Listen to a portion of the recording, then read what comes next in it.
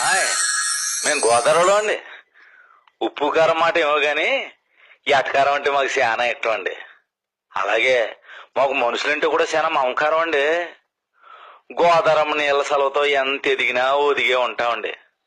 అంతెందుకండి, పొరుగురూరు మా ఊరు వచ్చి ఫలానూరు ఇల్లు ఎక్కడండి అని అడిగితే తీసుకెళ్లి తలుపు కొట్టి సత్యనారాయణ గారు మీ చుట్టాలు వచ్చారండి అని అప్పు చెప్పేసి వస్తామండి. అర్ధరాత్రి వచ్చినా ఆరికి అమృతమే ఎడతామండి. ఏడేడన్నం మీద అన్నపూస వేసేసి అందులో కథ ఆవకాయ ఎత్తే జిమ్మంటేద్దండి రుచి. రుచి అంటే జ్ఞాపకం వచ్చిందండి, మా గోదావరి రుచులు పొట్టెక్కలండి. మా కోనసీమయే.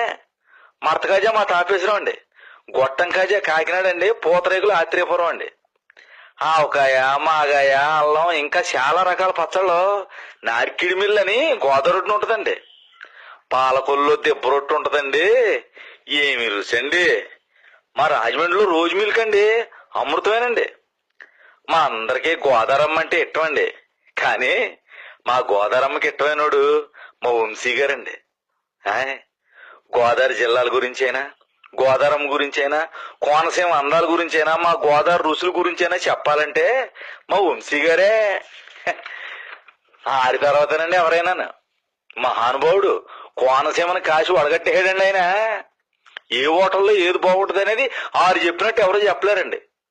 ఇక మా అన్నవరం సత్యనారాయణమూర్తి పెహాదానికి చుట్టిన ఆకు కూడా నాకేస్తారండి. అబ్బబ్బబ్బబ్బబ్బబ్బా, ఏం రుచి అండి అది. ఎంత తిన్నా తినాలనిపించేద్దండి. ఇట్లాంటి గొప్ప గొప్ప రుచులన్నీ ఇక్కడే ఉన్నాయని, నేను ఎక్కడుంటే ఆ ఊరోళ్ళు మాత్రమే తింటారో, ఇంత రుచికరమైన నన్ను అందరూ తినాలని అనుకోబట్టే ఏరే దేశంలో పుట్టినా కూర అవడం కోసం మా ఏరియాకి వచ్చేసిందండి పులస. పుత్తిలు అమ్ముకున్న పులస తినాలంటారండి మా ఏపున. బొగ్గుల పొయ్యి మీద మట్టి తాకెట్టి సమానమైన సెగతగలనెత్త ఉడికేటప్పుడు 2 బెండకాయ ముక్కలాడేసి ఆ మాపు అలాగుంచేసి మర్నాడు తింటే ఉంటదండి దాని రుచి. నా సామి రంగా జిమ్ అంటేద్దండి.